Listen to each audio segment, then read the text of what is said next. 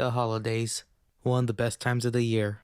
We get to spend time with family and watch your spoiled cousin get more presents than you, while the family's enjoying the classics like Rudolph or those very crappy Hallmark films.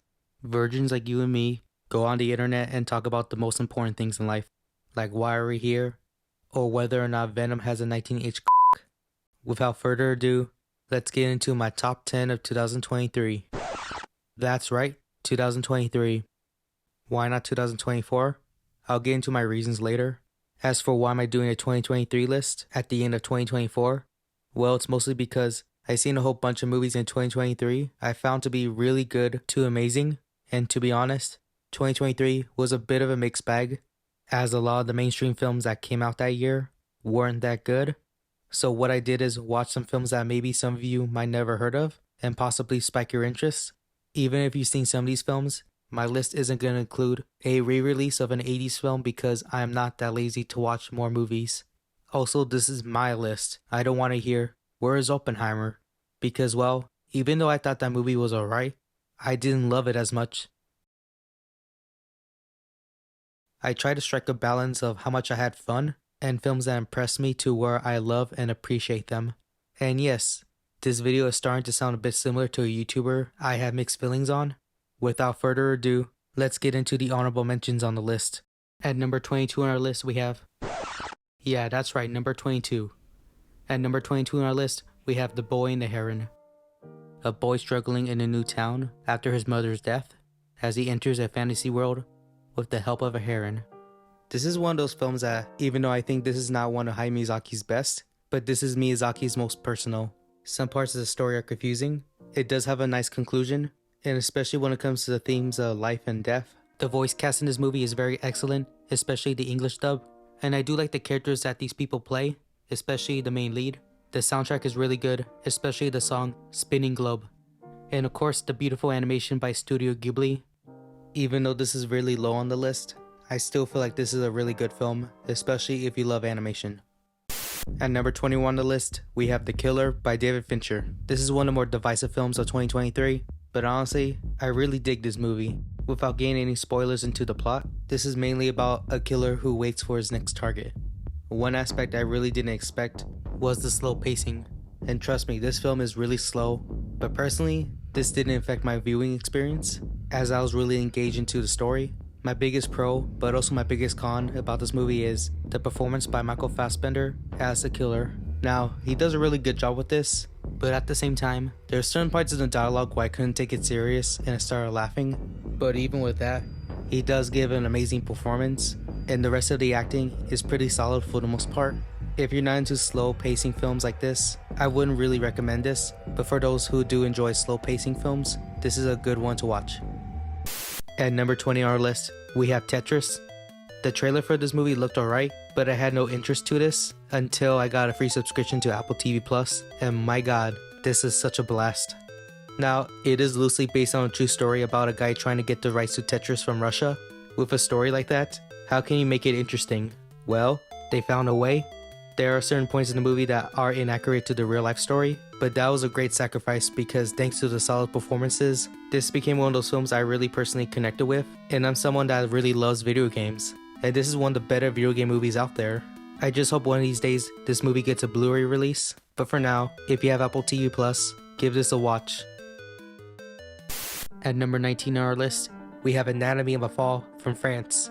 The film is about a wife trying to prove her innocence after her husband died, and their blind son being the sole witness. This film won Best Screenplay at the Oscars, and it is well deserved. What I love about this film is we get into aspects on the relationship and whether or not the wife is innocent. Sandra Hüller does a phenomenal job. The kid in this movie, he does a great job here and proves that children could act. But the best actor in the movie is the dog. Good doggo. My only real criticism with this movie is that it does drag on in some parts of the movie, and even though I do love the court scenes, this movie should have been cut down by like 5 to 10 minutes. But the movie did get better on a second watch, but I still feel the same way. Even with those criticisms, I still love this movie, and it's a great recommendation. At number 18 on our list, we have Dream Scenario, directed by Christopher Borkley.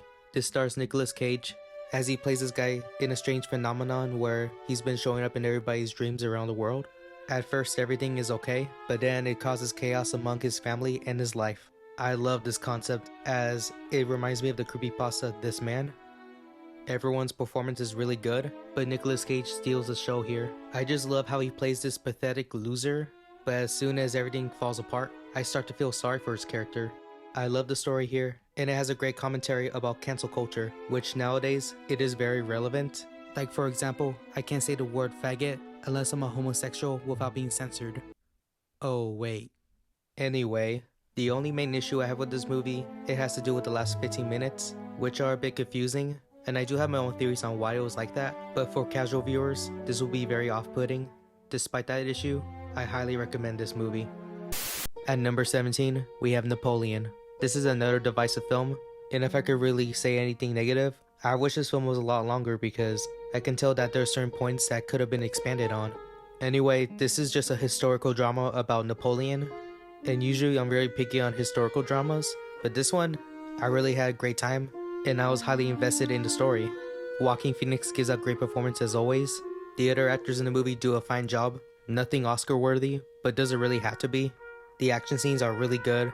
I really like where the story was heading, and I even did tear up at one point in the movie. If you like historical dramas, this is one of them. At number 16 on our list, we have Robot Dreams, directed by some French and Spanish people. This is a 2D animated film about a dog who is lonely, so he creates a robot to be his friend. One of my favorite aspects about this movie is the fact that there's no dialogue at all. You rely on the characters' expressions, and they convey enough detail to what they're thinking and what they're feeling. The themes about this movie of friendship, loneliness, and nostalgia are really done well here. My biggest complaint with this movie is the main conflict. Now I understand why they had to do it, especially that it helps the themes of this movie. Unfortunately, there was a better way to do it, and half the time it works, and half the time it doesn't. Even with that out of the way, I still highly recommend this movie, especially for kids. Just be cautious of one simple scene I'll just show right now. And you thought it was a kids movie. At lucky number 15, we have Spider-Man Across the Spiderverse. I know that some of you are gonna be mad that this is lower on the list, but I have my reasons why. First, let's get into the stuff that I really like. For example, the animation, beautiful. I love the styles that they're going with, especially with Spider-Punk. The characters are well developed, especially with Miguel aka Spider-Man 2099, and the other characters like Gwen Stacy and Miles Morales. The action is fun as always, and the comedy is spot on. Now the main reason why I didn't put this higher on the list is because of the ending. Now I get that this movie was split up into 2 parts, especially that we're getting Beyond the Spider-Verse and whatever they're releasing it. I just hope that Beyond the Spider-Verse has a more conclusive ending than this one. Despite my issues, I still feel that Across the Spider-Verse is a damn good movie, just a little bit disappointing on the ending. At number 14 is The Zone of Interest. This is a very disturbing movie. This film is loosely based on true events. A Nazi commandant living with his family and go through their normal days of luxury and comfort while living next to one of the most infamous concentration camps during World War II. This film has a basic to normal structure, but what makes this movie truly disturbing is what we don't see. We know what atrocities the Nazis did, so to have no visuals of what's happening, but instead we have audio of screams and gunshots in the background while the family is being oblivious and having a normal day is what makes this film truly horrifying. When the movie starts, we have this music where there's nothing on the screen, but the music is so ominous and unnerving, it gives us this feeling of what we gotten ourselves into. The acting is great, and what helps makes these people feel real is the director putting hidden cameras as the actors improv on what they're doing, giving the movie an authentic feeling of it being real, making these people feel less human than how they usually portrayed in other pieces of media, making this movie give a fresh take on the genre. This movie is definitely not going to be for everyone, especially its structure and how different it is. But this film is not supposed to be for entertainment, but instead, a look into the human condition of pure evil, knowing what it's doing, but being oblivious to the atrocities it's committed. And given on recent events in politics and the world in general, we unfortunately might be heading into that direction again. At number 13, we have The Iron Claw. This is loosely based on the true story about the Von Erich brothers as they make history competing in professional wrestling. And during these times, tragedy starts to happen. This film at one point will tear you up because there's a lot of tragedy in this. All the performances are really good, and especially that one by one of these brothers starts to die. You feel every loss and fracture of these brothers' spirits. The main lead, Zac Efron, he is so good. And you probably recognize him, ladies, from High School Musical. Yes, that's Zac Efron. There are some parts of this movie that is a little bit slow, but it doesn't really affect the main conflict, as you start to get really invested with not only the brothers, but also the father, who he's kind of an asshole. This is one of those films that I hope it gets more recognition, and I'm pretty sure it is, but I don't really see many people talking about this. Without a doubt, a must watch. At number 12, we have Guardians of the Galaxy Volume 3. Lately, Marvel has been sucking ass with their movies, and this is one of them that does not suck. James Gunn is back making a kick-ass space film. I really love where the story went, and especially the fact one of my favorite Guardians characters, Rocket Raccoon, he gets a lot more development in this. And man, I wasn't expecting to cry over a fucking raccoon. Of course, the other Guardians characters are really good, and the villain, even though he's flawed, at least he's a better villain than, well, every other Marvel villain besides Thanos. The action is always kick-ass, and the soundtrack is fucking awesome. Are there points in this movie that's a little bit cliched? Yes, but it doesn't really affect the movie for me, except for one specific part that was a little bit too similar to the second movie that made me go like, really? Even though the Marvel movies have really been suffering since 2020. However, Guardians of the Galaxy 3 is one of few examples on why Marvel is awesome. At number 11 is John Wick Chapter 4. If you have not seen any of the John Wick movies, what the f are you doing? Stop watching the video and go watch them now. Anyway, this is the quote-unquote final installment to the John Wick movies, as John Wick tries to find a way to end the High Table from killing him after the previous movie. And that's all you need to know, especially if you've seen any of the John Wick films. Of course, one of the best aspects is the action. My god, the action. They went all out with the stunt work and the violent ways the bad guys get killed. Especially one scene later where it's an overhead shot, and I f***ing love it. Keanu Reeves does a good job in this, and I love how the actors take it serious, but not too much where it be too dramatic. I just hope in terms of the John Wick films, if they want to continue them, I just really hope they be prequels, and we are getting a spin-off later on in 2025, which I can't wait to see. Anyways, a really damn good action film, and a perfect conclusion to the John Wick story. With those out of the way, now we're into the top 10. So without wasting time, let's get into Hold me, never let me go.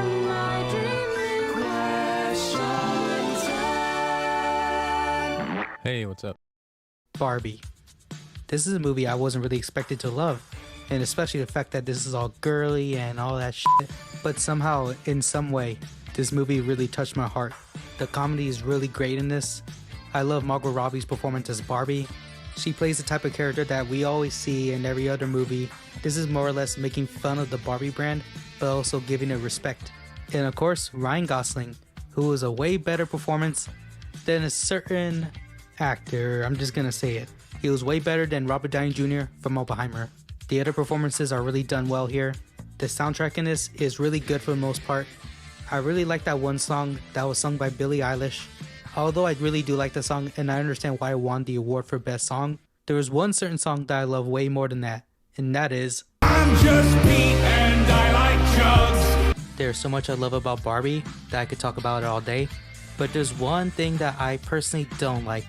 At first, because the Barbie movie was being made, I was waiting for them to play I'm a Barbie girl in a Barbie world. but we didn't get that. Unfortunately, we got a new version sung by the hoes Nicki Minaj and some random bitch I don't know named Ice Spice. And my god, this is one of the worst songs I ever heard in my life.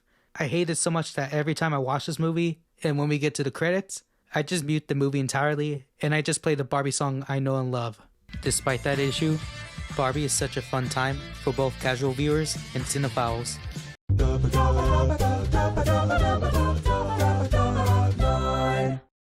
The Teacher's Lounge. This German film got to be one of the most stressful films for someone who works at a school. The film follows a teacher named Carla, finds out the person who's been stealing money at the school, and after she finds out who did it, chaos happens for both staff and students. The film is only an hour and 38 minutes. If anything, I wish that this film went a lot longer. The film takes place at a school, and I like how the story just stays at the location, because well, that's where the film is at. If this was a normal film, they would just cut to another scene at a different location and have scenes that would not add anything to the plot. And I love how the main lead is very caring about her students, but when the situation unfolds, it leads to a rabbit hole of whether or not she's making the right decision. The other actors give out great performances, including the child acting. I can tell that they're putting a lot of effort to these performances since kids aren't easy to work with. One thing to mention, I like how these actors make you feel like these teachers and students are real, giving the movie more of an authentic feel. Also, the sound and music really make some scenes very intense. I also love how the director is straightforward with the story and message without feeling like it's simplified, as it has so much depth in it. The film has great pacing, and although I feel like there are certain parts that are a little bit repetitive, it doesn't affect the anxiety that this movie brings. Hopefully this video gives this movie more recognition, as it should. Great movie overall, and it's a great recommendation, much like the next film on our list. Follow me down to the sea. Blackberry. Out of all the films I've seen in 2023, this is the most underrated. Mostly because I barely hear anybody talk about this. Like, I barely saw any marketing, and the only reason why I knew about this movie was because they were playing it at my theater, and I was the only person there. Not to mention, the Blu-ray release wasn't released in America for the longest time, so I had to import it from Canada. But anyway, let's get into my thoughts. The movie is loosely based on a true story about the rise and fall of the Blackberry company. Usually a movie like this would be a typical biopic, and while some parts it is, however, what makes this movie work is its sense of humor. I love the comedy in this. There was a lot of moments where I started to laugh, but it is intentional because it is related to the scenes, and the director of this made comedy films, and even plays a character who's a big nerd. There is a lot of great performances in this movie, but like Jay Baruchel, he does a fantastic job of playing the CEO. Oh, I'm sorry, co-CEO. And there's a character in this movie played by a YouTuber called ProZD, aka this guy. It's my ass-kicking outfit, bitch! But my favorite performance is Glenn Howerton as Jim Bosley. He does such an amazing job with this character, even though it's not as accurate to the real-life counterpart. What I really love about this performance is how he makes this character both intimidating but also hilarious. The music score is great. There's so much I love about this movie, so if there's any movie I could really recommend out of my list, this would be the first one to watch. Question 7. Get up and shake your monkey bang. Godzilla -1. Godzilla as a character has gone through many different iterations, from serious to funny to being serious again to whoever the this is. Godzilla has been through it all, but here, this is one of the best Godzilla movies out there. But this is more than just a Godzilla movie, it also has human characters. Now, in every other Godzilla movie, I will not really care about the humans except for the ones like from the original and a little bit of Shin Godzilla. But in Godzilla -1, I really give a shit about the characters. I love the main lead. I love that the main conflict for the main character is that he's going to survivor's guilt, and that is really done well here. The other characters are amazing. Hell, the child performance in this is really good. And I gotta be honest with you, this movie could work even without Godzilla, because the human drama is amazing. But of course, we can't have a Godzilla movie without Godzilla. And Godzilla in this movie, he is f***ing terrifying. The destruction he brings to post-war Japan, it's both horrifying and beautiful. I have to give major props to the visual artists here. They did a fantastic job of bringing Godzilla to life. The visual effects were so good that it even won the award for best visual effects at the Oscars. And it is well deserved because these visual artists are being paid nothing but rice and body pillows. With that being said, Godzilla -1 is a damn good film, and it earns the top spot at number 7.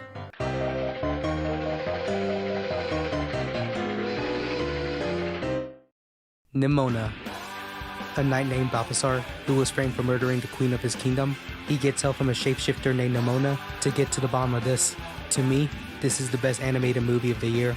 While the other animated movies I mentioned on this list are great on their own, Neona really connected with me on a personal level. The voice cast for this movie gives these characters a lot of life, and especially for my girl Neona, which I absolutely adore.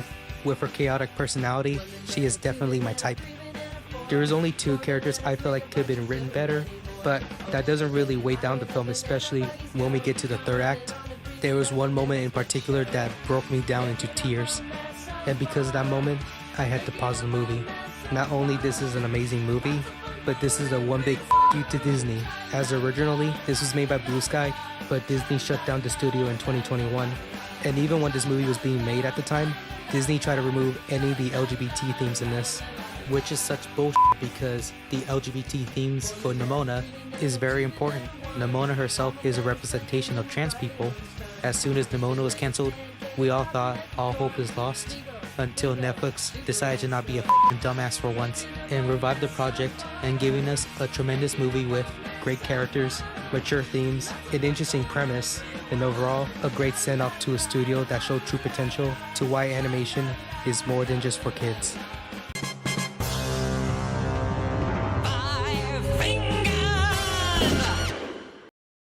All of Us Strangers. This is the latest film by Andrew Haigh, which he made these films, which I do highly recommend. And I feel like this is the best film he has made so far. This is based on a book, and it's about a guy living alone in his apartment until he starts falling in love with another man, while at the same time, he discovers that his parents are still alive. This movie really personally connected with me. My favorite aspect about this movie is how it deals with grief and loneliness, two things I really connected with. Andrew Scott's performance is amazing. I love how he makes the character Adam feel so real with so much depth. Paul Mescal's performance is also really great. Him and Andrew really brings these characters to life and make you feel like they actually do have a really personal connection, making them one of the best LGBT characters out there. The other performances of the parents, they also do a really good job here. And without getting into any spoilers, this movie really tore me apart. The pacing for this movie is spot on. Even though this movie is slow, it does a great job of giving us development for these characters. I wish that this movie got a lot more attention than it did. So hopefully with this list, you guys will check this out. And if you guys love it, let me know. Great movie, and that's why I ended up on number 5.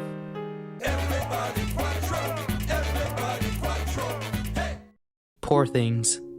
This is directed by Yorgos Lanthimos, and this is the most Yorgos Lanthimos movie I ever seen. Based on the book with the same name, a woman was brought back to life with the mindset of a child as she adopts the name Bella as she goes through many adventures and grows to find her purpose. This is a big budget art house film, and usually I have mixed feelings on these type of films, but Poor Things manages to stand out, and it has a nice balance of what the f*** to a story that you could follow and care about. Emma Stone as the main lead, she is fantastic in this, and I'm glad she won the award for Best Actress. And this scene will never stop being funny to me. I must go punch that baby. Mark Ruffalo is surprisingly good in this, as he plays his character who is obsessed with Bella, and some of the biggest laughs come from him. Everyone does a great job, from Willem Dafoe to Ray. I am not gonna pronounce that. The story is very weird and off-putting. The comedy has a dark sense of humor, and it works. The production design is amazing and chaotic with a great visual style mixed with CGI that fits here. I love the music in this, as it has a unique sound that I never heard of from any movie, and after it ends, I always remember the score because it is that good. One thing to mention about Poor Things is that it's rated R and has a shit ton of graphic nudity, and some of it makes some scenes both off-putting and hilarious. So if you're in the mood for some weird ass shit with purpose, this is the movie for you. Hell, if you want your parents to hate you, put this movie on and see if they still love you. Dance with me, Disco 3. The Holdovers. During the Christmas season, a teacher and a cafeteria lady are forced by the school to look after a student who is left behind. This film really tugged on my heartstrings, and with great reason. The characters have simple to deep backstories as the film goes on, as these characters won't let their guard down until it gets to a breaking point where they are very vulnerable. Paul Giamatti as the teacher, he is such an ass, but as we learn about him, you start to understand on why he is like that, and starts to let loose on his nicer side. Divine Joy Rudolph as the cafeteria lady. This is my first time seeing her in any movie, and I want to see more of her because her performance is so f***ing perfect. She goes through a personal grief that I'm sure that a lot of us can relate, and I nearly teared up.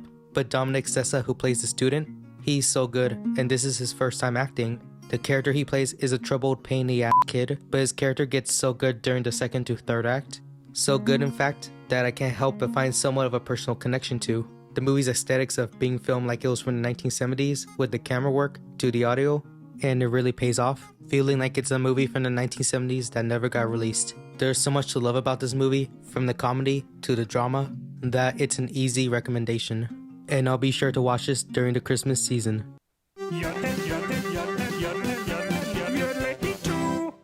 Hundreds of Beavers. This is the best comedy in the 2020s. There, I said it. Now I know what you're thinking. Ricky, this looks cheap as f. Well, yes, it does look cheap at first, but once you give it a chance for the first 10 minutes, you'll be in for some of the best slapstick comedies of all time. It's about, well, everything. A washed-up drunk named Gene Kayak, who's hunting some mischievous beavers to earn his true love, while a whole bunch of shit happens leading to the funnies. This is like if Looney Tunes was on crack while having a baby with a town called Panic. It somehow takes itself serious and not serious all at once, and it's a blast. The low-budget nature of hundreds of beavers helps to make the comedy work. Like if this was given a bigger budget, it wouldn't have the same impact.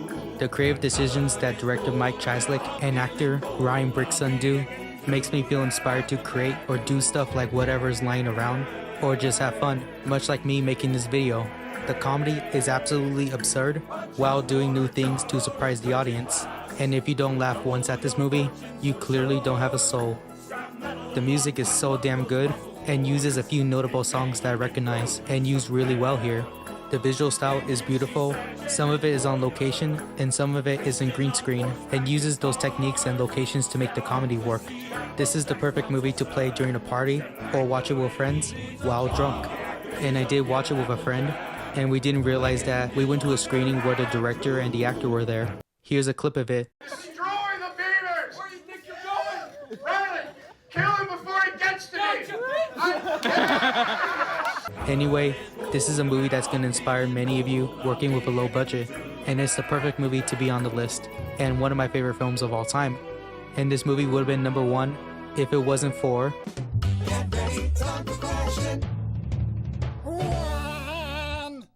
Society of the Snow. Based on true events, in 1972, a rugby team is stranded in the snowy mountains after a plane crash as they try their best to survive. There are so many words I could describe this movie, but if I could give it one word, that would be perfect. I honestly couldn't find any flaws with this movie. The only negative thing I could really say about this is a little bit of the special effects during the plane crash, but even then, the entire movie makes up for that because this movie is just perfect. This movie is nearly 2.5 hours long, but it doesn't matter because there's not one single moment I felt like this movie was dragging. One of the best aspects about this movie is how the movie makes the audience feel like you're really stuck with these characters, and especially the fact that their environment is the enemy. And even though there's a lot of characters in this, the entire cast does a great job with their performances, really portraying these survivors' suffering, and especially one specific character, which I wanted to survive, but when that specific character died, I really cried because they felt so real to me. Who knew that the director of the second worst Jurassic World movie could make such a masterpiece? There's so much I love about this movie, but I really don't want to get into spoilers, so in that case, if you have Netflix, go and watch this. And I hope soon enough, a 4K Blu-ray comes out sooner than later. With that being said, and that is why Society of the Snow is my number one favorite movie of 2023. So that was my top 10 of the year. I know that is not exactly 2024, but hey, at least it's something. And as for that 2024 list, well, that's going to take a while. Mostly because I still got a shit ton of movies to watch for 2024, so this list is going to take a while. And yes, I've been gone for like almost half a year. I am going to try to get back into this channel. Anyway, I hope you guys liked this video. If you did, hopefully you see some of the movies I really recommended. And if you did, let me know in the comments whether or not you liked them or not. I'm Ricky the Kitsune, signing off.